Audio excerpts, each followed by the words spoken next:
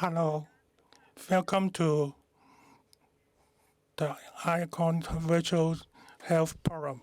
How are you? My name is Barbara Ho. I'm a registered nurse. I'm a Chief Nursing Officer of iCON Chinese Division. I'm the MC of today's event. Welcome people who join us online. Welcome to this health online forum. Healthy living, healthy heart, digital emergency medicines, which have established over 16 years, led by Dr. Ho.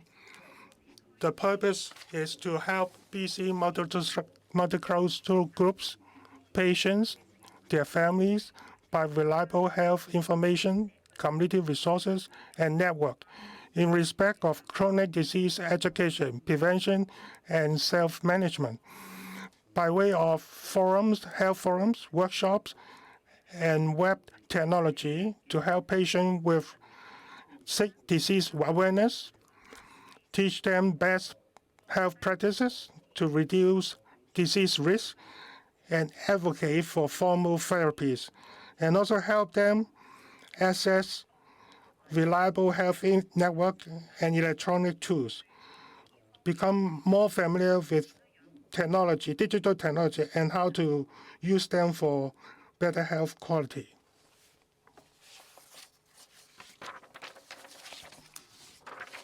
Dr. Cheng is now in Hong Kong, so he's giving his talk specifically. Dr. Siu Him is a cardiologist. He will try to explain atrial fibrillation and risk of stroke, and what are the risk factors. Thank you so much, Dr. Chen. Welcome to this forum. What time is it? How are you, Barbara? Here it's 7 o'clock in the morning. 7 o'clock. Thank you very much. You're welcome.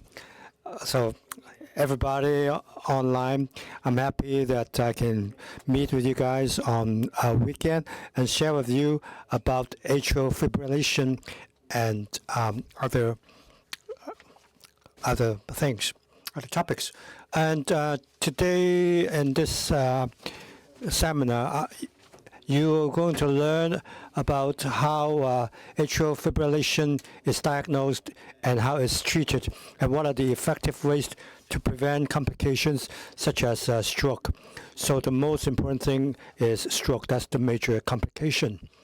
So first of all, I want to talk about stroke. Before we do that, we have to understand the structure of your heart. Many times the analogy is the heart is like a car. So you can see that there are many structural parts, like a house in the heart. So there are rooms, which are chambers in the heart, and connecting to the chambers are valves, which are doors, so to prevent your blood from flowing back. And in the house, there's electricity and supply and the water. So there you will have a coronary artery, and the function of that is to supply the blood into the heart for use. Today I am going to go deeper to explain about the electrical circuit. So it's like your lighting system and other electrical appliances at home. The last thing is about the heart muscles, which is we call myocardium. It's like the walls. So in other words, in the heart, there's the pericardium, which protects the heart. Now, we go deeper to understand the electrical system. Now, the electrical system determines whether your heart functions are normal or the heart rhythm. So the electrical system in the heart is very simple. Every heartbeat is from your left atrium also. This is called sinus node. And this sinus node, and it is a rather rare cell in the body. So Dr. Ho has mentioned that the normal heartbeat is between 50 and 60, but a normal electrical system, so every 5 minutes it will be triggered, and then you will have AV node in the middle. In other words, the atrium, that is the part between the atrium and the ventricle. And this node is like the border between Canada and the United States of America. So it's a filtering system. So if you cross the border, the electrical current will then go into the left atrium or the right atrium. And it goes through wiring. It's called His bundle branch. And then when it goes into the left atrium or the right atrium, then it activates the muscle to palpitate. So it then supplies the blood into the whole body. And often we have to understand your heart rhythm, whether it's too slow or too fast or irregular. So Dr. Ho has mentioned that there are many apparatus that can test your heart rhythm. So normally for cardiologists or family doctors will refer you to a ECG, which is put on your chest or on your limbs to feel the electrical current that comes out from your heart. And so these are examples that I can show you. From this graph, you can see how fast or how slow your whether the rhythm is regular or irregular. The topmost one is what we call its normal heart rhythm is 75 beats per minute. So they go up and down, and so this is the beats between the atrium and the ventricle. And then the lowest one is the ventricle, and the highest one is the atrium. When you're sleeping or when you take medications, the normal heartbeat would be slower. The second one is as when the heartbeat is too slow. So you can see there's more bigger interval between beats. So you may have 40 to 50 beats per minute. It doesn't mean that it's a medical condition, but that's what happens when you sleep. When you're awake or when you go to the gym or when you try to catch the bus, of course your heartbeat will go up. So we go to the third graph. And then it's more frequent. It's still normal heartbeat, but it's just a little faster. Just like when you accelerate when driving a car, it goes faster. This patient's heart rate is too high, over 150 beats per minute. But don't worry about it, because we can go as fast as 220 minus your age. And when it's too fast, say if it's faster than 180 or if it's slower than 30, then there are symptoms of medical conditions. So this is a major topic today. We're going to talk about irregular heartbeat, which is atrial fibrillation. So when it's between 100 and 120, it's irregular. Sometimes it's more frequent, sometimes it's less frequent. So you take your pulse and find out too. And if they say that you are irregular, then you have to do something. So what's the theory behind atrial fibrillation? So either the left chamber, the left atrium, the left right atrium, there's something called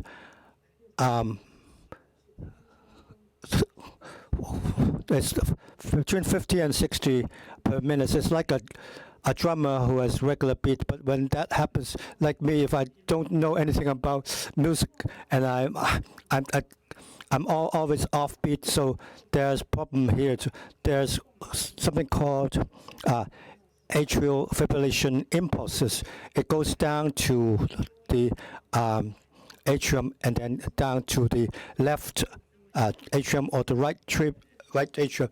Because the beats are so fast, sometimes there is some between 400 and 600. Fortunately, in our body, we have the atrium that can filter it, buffer it. Otherwise, it will be life-threatening. So because of because of the note, after you cross the U.S.-Canada border, so it can go only as fast as about 100. But if it's over 150 or 180, then it's irregular. So there are signs of medical conditions. Let's look again. There's the recognition of heart rhythm. Up there, there's normal heart rhythm. The drummer keeps up with the beat, and down there is when you have atrial fibrillation. It's chaotic. So when you have atrial fibrillation, actually it affects more than 1 million Canadians here in Canada. And many people don't realize they have this condition because there are no signs or symptoms. And statistics tell us that people who are over 70, 1 in 7 of those Canadians has atrial fibrillation. And the cost of that is $1 billion per year. So if they cannot control their heart rhythm, or if there are complications like strokes, so then you have to be hospitalized. And strokes can be very, very serious and could mean a long period of hospitalization. And we don't know about how long it will take to rehabilitate. For those who are over 40, 1 in 4 strokes for those after 40 is caused by atrial fibrillation. So if you have had a stroke or signs of stroke symptoms, the doctor will give you a very thorough examination about atrial fibrillation. It's frightening, right? But in cardiology, it is how should I put it? Well, I mean, the patients should have a lot of knowledge about it. And there are other related strokes complications which I want to share with you. Atrial fibrillation, there are like many risk factors. For example, advancing age, 1 in 7 Canadians, so that is a risk. For males, yes, the risks are higher than women.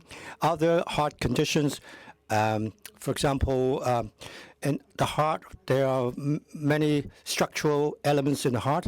If any issues arise, for example, the walls are damaged or functions are affected, so the electrical system may go out of wire. So sometimes it could affect the pressure inside the atrium, and then it would cause problems in the electrical system. Other medical conditions that, for example, thyroid disease. For example, if there's too much thyroid or too little thyroid hormones, then there are problems. So we've talked about the 3 highs so often. That could also be a risk factor for atrial fibrillation. And chronic disease, kidney disease is very common. And also there are external factors, for example, too much alcohol intake, and it could accelerate the chances of having atrial fibrillation. And it could affect the heart, so don't drink too much alcohol. Other factors that we don't mention that much are lifestyles and your diet and sleep apnea.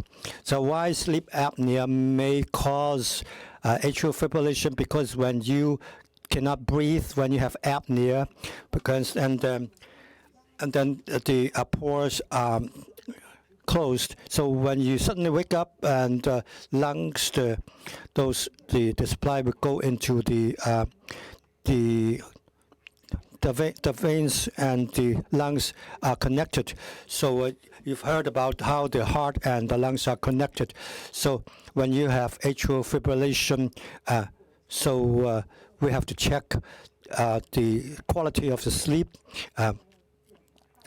to see your oxygen saturation level, so to see if it's normal or not. So the doctors may refer you to a test.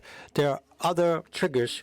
If you do have this condition, what are the triggers for atrial fibrillation? For example, different kinds of medications. Say if you take drugs or if you take alcohol, that would also trigger or accelerate the chances of atrial fibrillation. Sleep deprivation or emotional stress or too much physical exertion can also cause atrial fibrillation. And a kind of curious observation that we've made is that younger people, they still have atrial fibrillation because they are too active. For example, athletes they have too much exertion, so the atrium is too expanded, and also problems with gastrointestinal system. And the doctor will have to determine whether is it because of if someone has surgery before, they may want to find out whether that's caused by a surgery or other factors, so that they will then consider what kind of treatments would be appropriate. And we've also talked about other symptoms. Sometimes there are no symptoms. For example, if this is the first time that something alarming happens, that maybe it's too late because there may be chances of a stroke. For example, irregular heartbeat or palpitations, chest pain, shortness of breath, even dizziness. Sometimes you may not feel that the heart is beating very fast, but still, for normal heart rhythm, if it goes back to normal heart rhythm, they will tell me, oh, my energy has come back, oh, I feel a lot better, I feel high energy. But actually, they're not aware that there may already be atrial fibrillation. But if the heart beats too fast, then you may have chances of having heart failure. So Dr. Ho mentioned about palpation, taking pulses. So doctors will take pulses on your wrist and on your neck. Actually, to be more precise, we use auscultation. That means we use our ears to listen to your pulse. But it's difficult when you do it virtually. But if you're afraid that you have atrial fibrillation, then of course you will have to do an ECG. If it does not detect it, because it only takes 10 seconds, then I will ask you to wear a Holter monitor, and then they will monitor you for 24 hours. So if it's over 24 hours, or say within 24 hours we cannot detect it, then we will use another monitor or other devices on demand to detect it right away, like Dr. Ho just mentioned that, for example, then you can use a cell phone, and then you can have an app and then send the results, email the results to your doctor. If you have atrial fibrillation, if it's diagnosed, we must have a echocardiogram. So it's also called a colorful ultrasound. So we to find out that if your heart atrium has been expanded, and then we have to be very careful about how to treat it.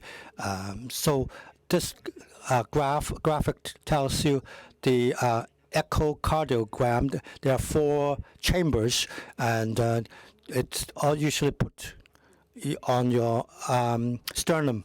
To the left one is a normal heart, and you see LV, not the back, of course, and then RV and LA, and then RA and LA.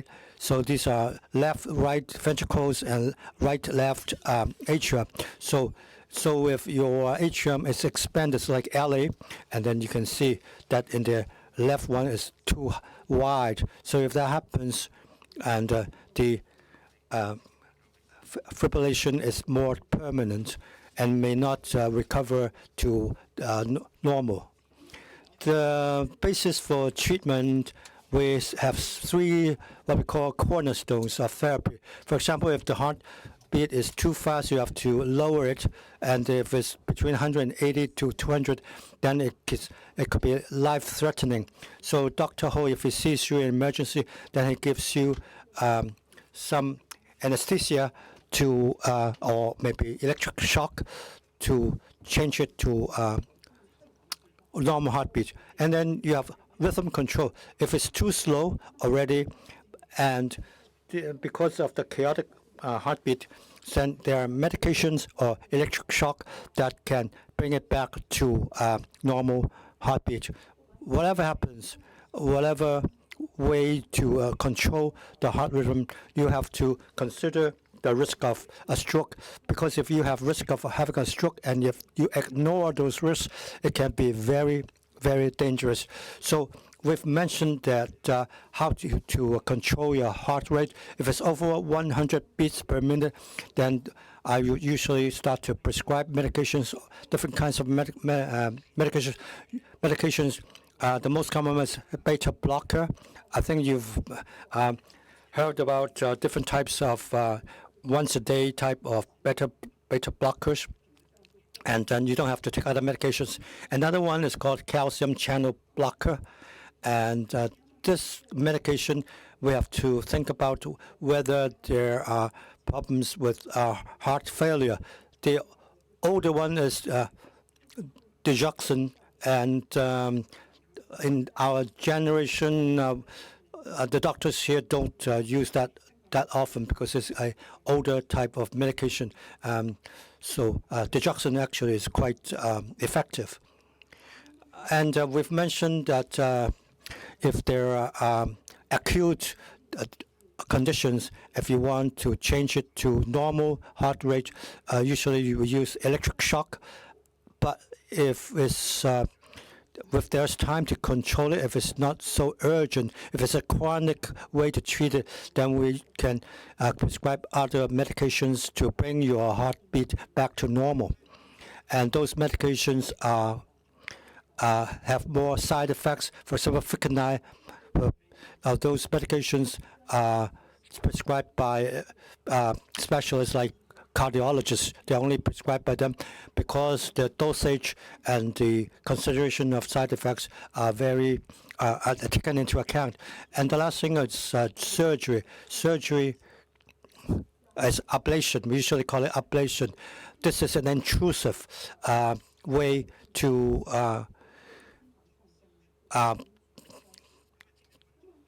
make atrial fibrillation go away. So what it does is to put it into your vein. Of course, I don't do that. A cardiologist would do it. Electrophysiologist would do that. And then after they put it inside, and it goes right into the veins to the left atrium. So we've talked about how the heart and the lungs are connected. So maybe the cause is these are called hot spots, the pulmonary veins. So around, there are 4 of them. So the ablation technology is to put it around the veins so that there are no more electrical currents going around it. So even if there are electrical signals, they cannot trigger the electrical signals to affect other parts of the atrium. The last part is about stroke.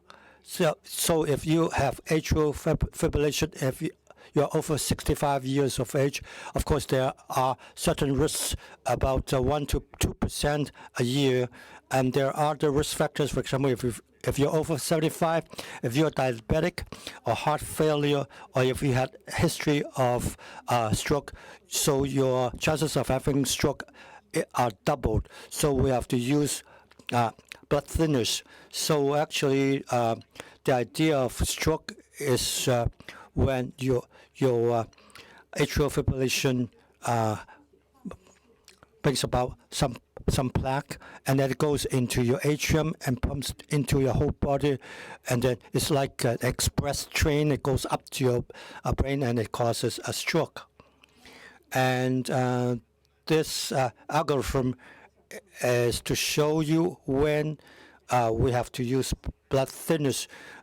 Sometimes the first question we ask is, are you over 65? Or if you are, then you have to take blood thinners. If you're under 65, so you have to think about the chances of CHAD, high blood pressure, or high cholesterol. If those happen, then you have to take blood thinners. So if you don't have those risk factors, but you have coronary artery disease or other kind of diseases, you don't take blood thinners, but you have to take aspirin. But there are still chances of having stroke, but not as high. We've talked about how to score and chat. So there are these other factors. We add the score up to see if you have are at risk of having a stroke. So if you do have all kinds of risks, then your score is high. If you have a 4 mark is 6. So if you have 6, then the chances of having a stroke is 18%. That means 1 in 5. If you don't take blood thinners, you will suffer stroke. So we suggest stroke medications. Warfarin is an older type of medication. There are newer ones called DOAC, which are direct oral anticoagulants. There are 4 of them. Then you can take them either once a day or twice a day. So these blood thinners can lower your risk of having strokes by about 60 to 70%. Here it says 67%. So often some people want to worry about it. What happens when they bleed? So of course, this blood thinner will have a problem of hemorrhage. So we have to watch out for dangerous signals. If there's blood in your urine, in your feces, or if you have blood pressure, if you have headaches, then you have to seek help, medical help immediately, or see if you have to stop your medications. Warfarin is an older medication. We don't use them that often, but we regularly do blood tests. So it's too much trouble for seniors. So we use DOACs, directly taken, orally taken anticoagulants, and then we can adjust the dosage. There are 1 or 2 types that are kind of expensive that we will discuss with patients. So if you have issues with atrial fibrillation, then you have to think about where to seek help. Mostly you go to family doctors to diagnose it and then treat it. And then if you need more help, then you will go to internal medicine specialists or cardiologists. Some more difficult issues, then we have to refer you to atrial fibrillation clinic to be treated by experienced doctors, so they can help you. And there are outpatient clinics at VGH, St. Paul's Hospital, as well as Royal Columbia Hospital, which is in New Westminster, RCH. And then we can show you some references. Well, thank you, Dr. Chan, for presenting to us the relations between atrial fibrillation and risk. So I'm going to take you to some community resources where you can browse and find out more information from. I've talked about HealthLink BC. There's a lot of information in there. And if you click on stroke, and then you will see a whole load of information. And then there's a detailed explanation on what is stroke, why people have strokes, what are the symptoms, signs, how is it diagnosed, and there are also recommendations if you've had a stroke before, how to manage it, how to recover from it, and what connection does it have with our heart diseases. So some articles are in Chinese, so you can read them. And also there's a family caregiver of BC. Let's see what it is in Chinese. Okay, I see. There are 9 characters in the Chinese name. Well, for the time being, it's usually in English. However, if you dial in there, you can help your family to who are caregivers, because taking care of patients is not a simple task. Sometimes you don't only take care of the patient, you have to take care of little children, or if you're working, how can you juggle all these responsibilities and manage emotionally? You may need help yourself.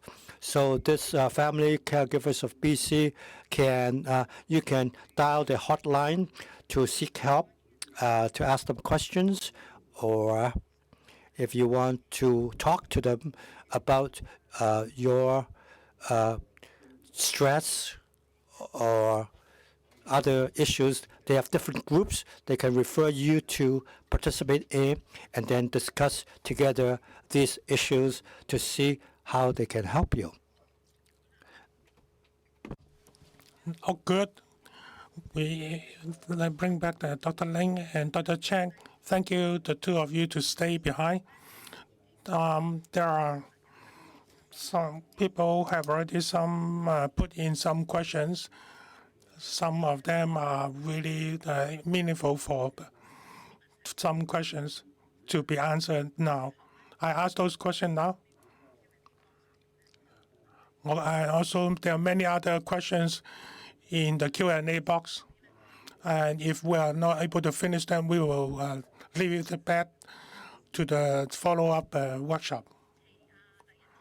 The first question, Dr. Ling, the lung function, back function, would that affect the heart condition? I have to talk about the close relationship between lung and heart. If the lung is not working well, depending on what disease, if the oxygen is not enough carrying to the heart, some of the lung disease will cause the damage to the heart conditions. Sleep the apneas or the right atrium will be affected too. So they are closely related. So if they have this condition, they should consult the doctor. Yes, they are closely linked. So this must be follow-up to see how progress. Dr. Ling, the other question is for you too. From time to time, I have some chest discomfort, and in order to relieve, I have to take deep breath. Would that mean that the coronary artery is a clog?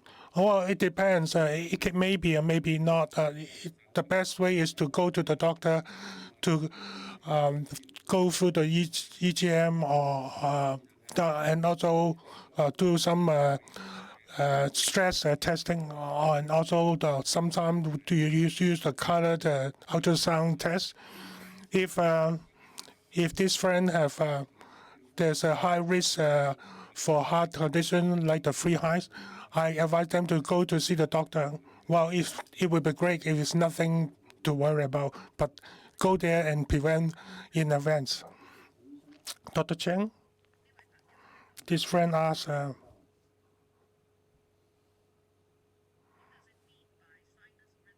what does it mean by sinus with the first-degree AV block?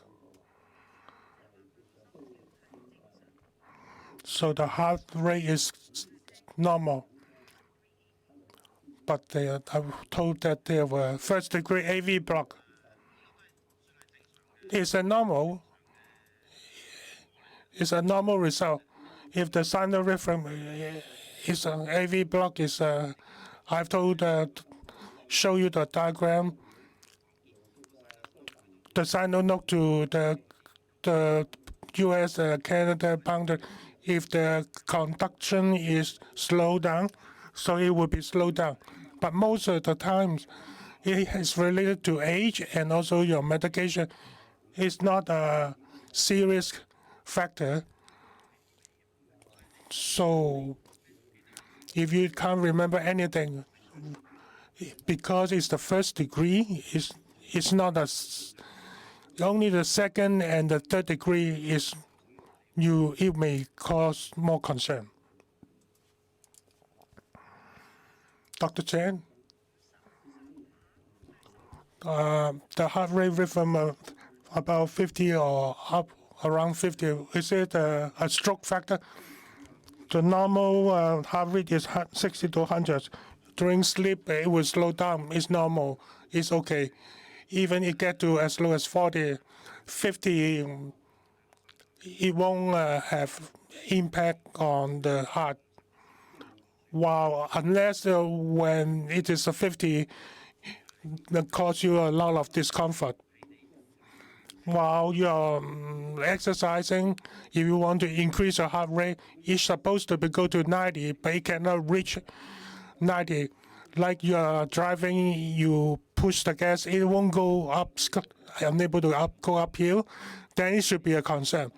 So depending on the condition, if it is 50 when you are static, so it's not a concern. I have met some patients, they have a lot of exercise and active, so their heart rate is only 40 something. What about heart rate up to 86 to 90? Well, that's on the other side of the spectrum. If it is higher, normal people, the heart rate will go up inheritedly. Well, my heart rate is 80 to 90, even though when I was sitting, it's not a disease. If you have no medical condition below 100, it's not a problem. Like what Barbara you said, if you are exercising, if you say that I have to be 90, no matter what condition, when I was sleeping, when I was sitting, well, that would be a problem. Well, the electric current is not appropriately conducting to give the heart the appropriate stimulate. I know most circumstances below 100 or below 90 is not a concern. Dr. Ling, the back pain, would it have any relationship with the heart? There are many factors for back pain. With the back, you have a muscle and the bone. Most of the time, it's structural issues. But this question is a very good question. Sometimes the coronary heart disease, one of the symptoms is the back discomfort. The artery, no, if it is swollen, then there will be pain, back pain. If the acute pain causing sweating, you have to go to the emergency room because of the main artery maybe have been damaged. So if you are not sure, you have to go to see a doctor. Thank you. Another friend, also AV block. Would it be reversed? Would it be back to the normal? And also long-haul flight, would it be a concern? I will let Dr. Chen answer this. If your AV block is inherited, or is it aging, then it won't return back to the normal. Your car is used, it is used. But if it is medication called this, so you have to determine whether or not you are the first, third, or second. Some senior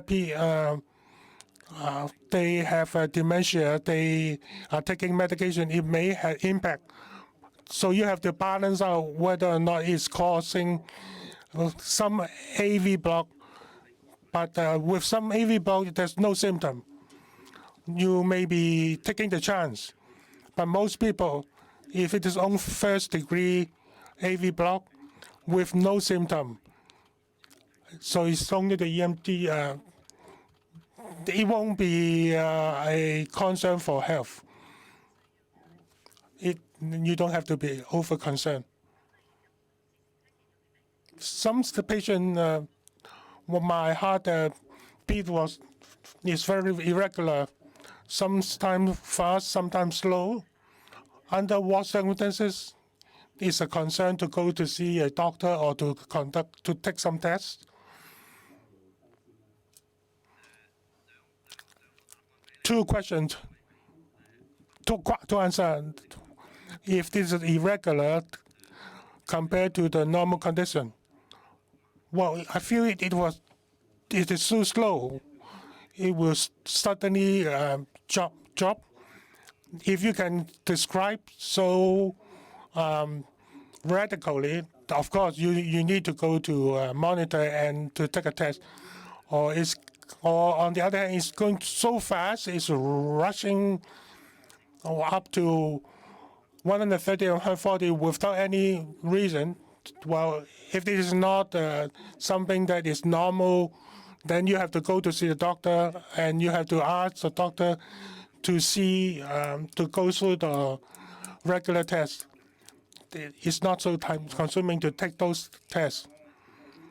While under extreme cases, if the patient are fainting, if the electric current is so the patient is collapsed and then came back and become like it is normal.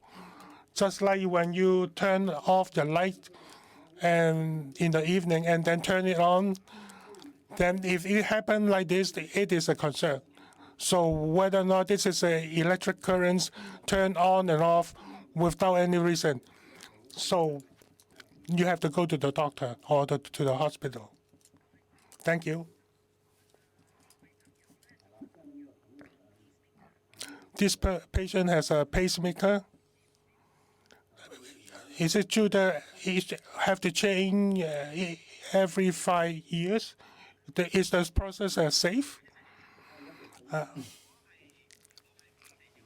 If it is going to be replaced every 5 years, there's almost a must for you to have a pacemaker like an iPhone, and you have to turn it on all the time. If you turn on 24 hours around the day, then you have to replace it every 5 years. Secondly, or it's an old model. So the pacemaker battery won't last too long. Replacing the battery is a minor process. You don't have to deal with the wire. Just put in a new battery with a small hole. But it is necessary. This is the last resort. It is for you to protect. It won't go down to 50. If you have AV block, heart block, if you don't have the pacemaker, your heart rate will go down to 0. So you need it. You have to replace it. With the latest technology, replacing the battery is nothing. It's very simple. So if it's 50% of the cardiac artery is blocked, was it necessary to go through the surgery?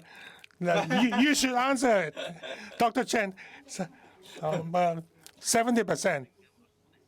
We will have to answer if it is 70%. If it is only 50%, you know, the Western medicine, there's a cost for any procedures.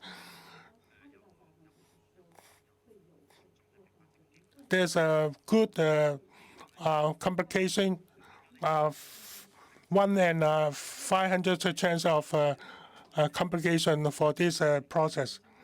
Most doctors will tell you that it won't worth it unless you have 70% risk, and with symptoms, then you have to weigh the pro and con. 50% we will go with the medication. Oh, Dr. Ling, sleep apnea has anything to do with the heart disease? Sleep apnea is during the sleep, the oxygen supply is not sufficient. The airway of your respiratory system, because of the effect, it was blocked by the airway during the sleep, and some people were not breathing normally and snoring loudly. The body react like this. We try to breathe hardly, so the blood pressure will go up. Normal people, the blood pressure will go down. But people with sleep apnea, they would still have high blood pressure because they try very hard to breathe more in order to get more oxygen. What is the impact on the heart is high blood pressure and stroke, better chance of stroke. Without proper treatment on the vein in the blood in the lung will go up, the pressure. So sleep apnea is not only dealing with sleep. You have to address it. So it have to see what kind of specialist. The first, you have to find out whether there is or not. It's not. There's a procedure that you can monitor it at home to see whether or not the oxygen level goes so low, then the airway have been blocked or not flowing fully, smoothly. When it is confirmed, the doctor will to get a machine to put it on. If it is a fat people, reducing the weight is body weight is a good way, and high blood pressure patients, you have to address it too. Sleep apnea, people with that, as indicated by Dr. Chen, it will also affect the heart rhythm. While you are not relaxing during sleep, the blood rhythm would be more probable. The next question that they have put on stent 8 years ago. It seemed working well. Why have to take the aspirin long term? Well, the stent could only for the short term. It will clog again. So people, doctor recommend aspirin or some blood thinner medication. Why aspirin is still prescribed much later? Since that person have already been some coronary disease, the aspirin is protecting your blood vessel to long term. Not only the section of the blood vessel where the stent was inserted, because that person have already been required to put on stent. It's trying to using the aspirin to keep the blood vessels unclogged. So aspirin has nothing to do with the stent. The situation of the patient require to taking aspirin to mitigate the risk. So it is a lifelong medication. So it's for protection. So to keep the blood flowing fully and smoothly. Okay.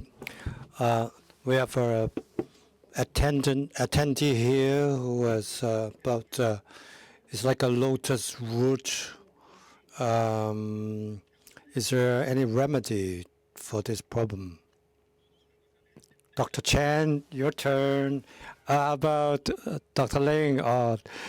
You're putting me on the spot. Okay.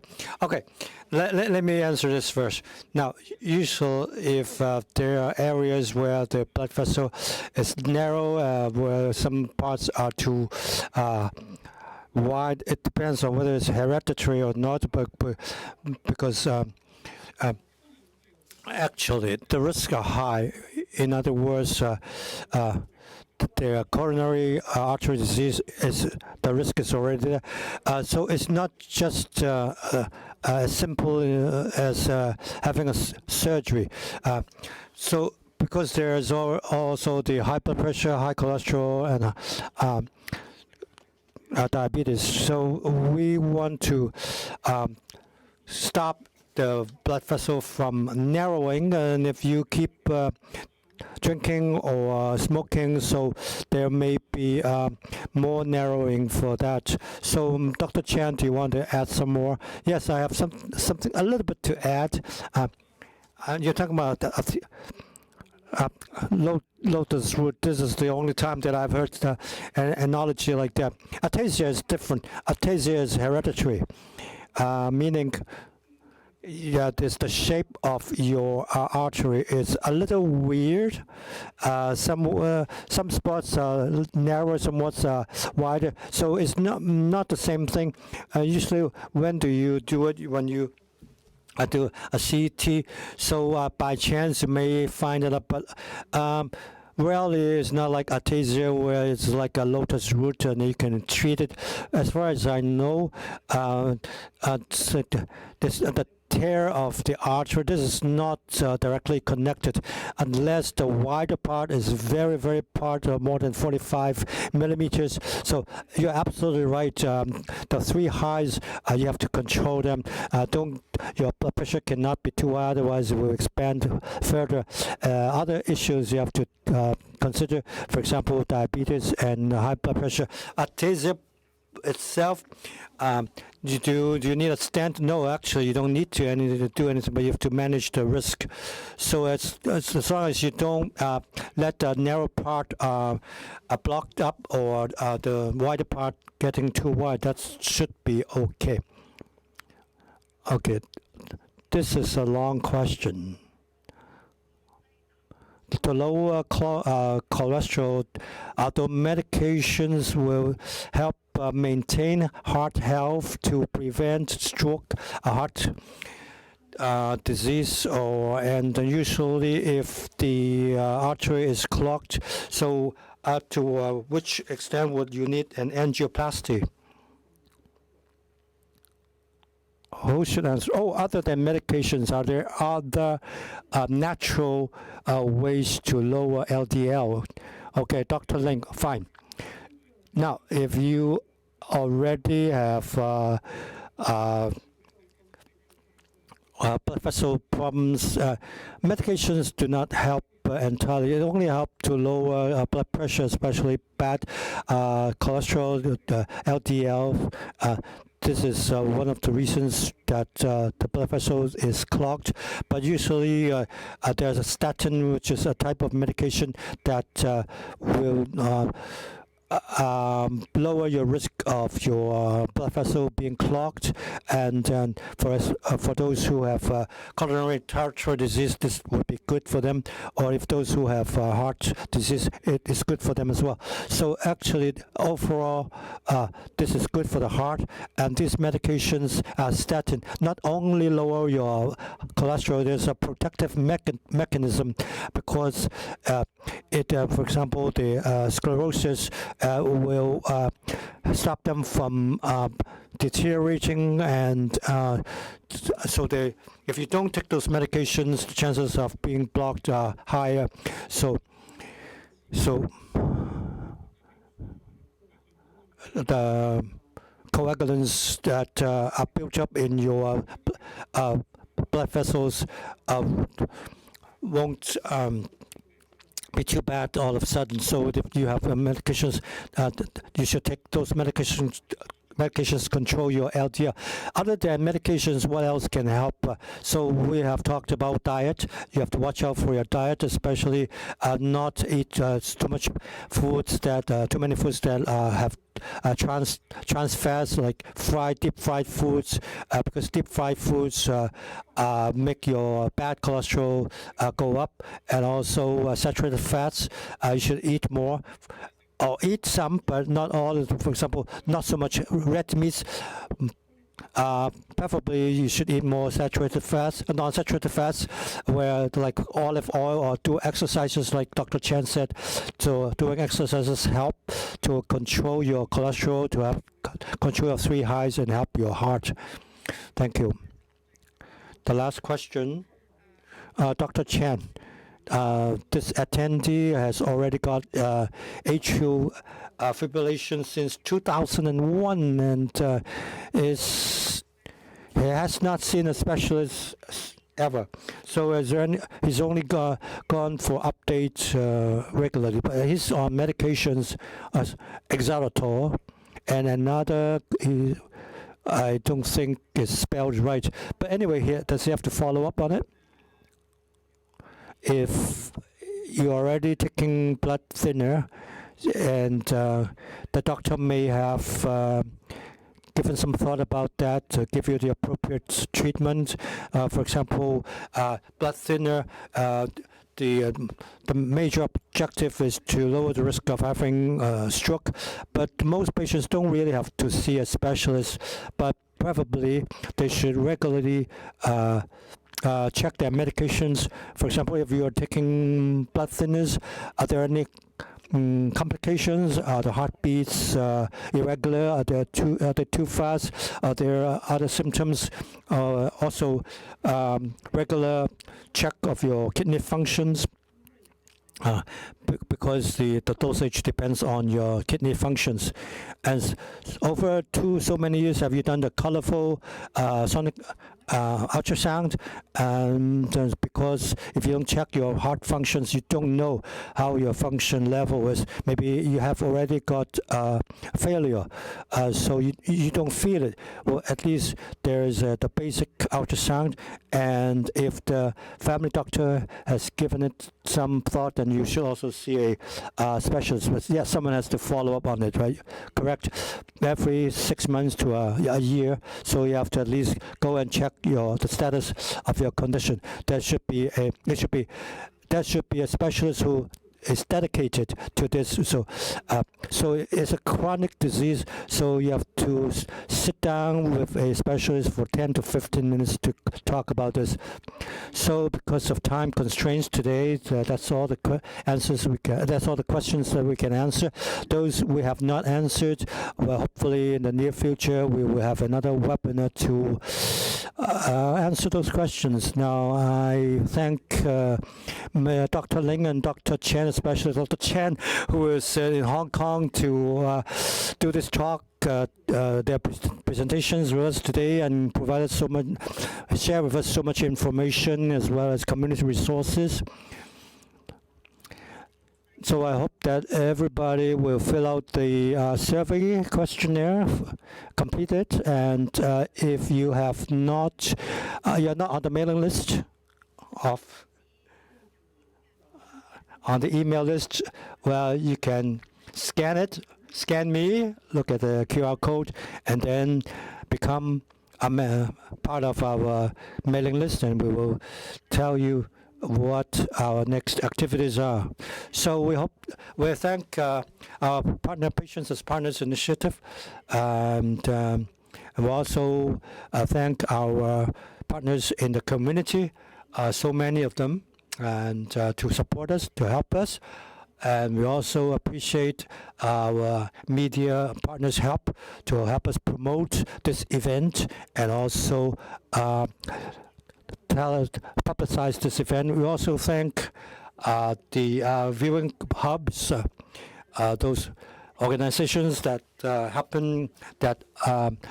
organize viewing hubs. There are 4 of them: CRC Health Center, South Vancouver Neighborhood House Success, and Villa Cathay Care Home. I thank you all, and thank those attendees who are here in live, and especially the 3 speakers, Dr. Ling, Dr. Ho, and Dr. Chan. Thank you very much for taking your time and share such valuable information with us. We also thank our interpreters, Shiny, Wenhui, and Cliff, and Refek. You're welcome. And tomorrow. we have more presentations, but for today, this is the end of our presentations. After all, prevention is better than treatment. So maintain good health while you're still young. So even if you can treat it, it doesn't mean that it's better than prevention. So while you're young, while you still have a chance to learn more about chronic diseases,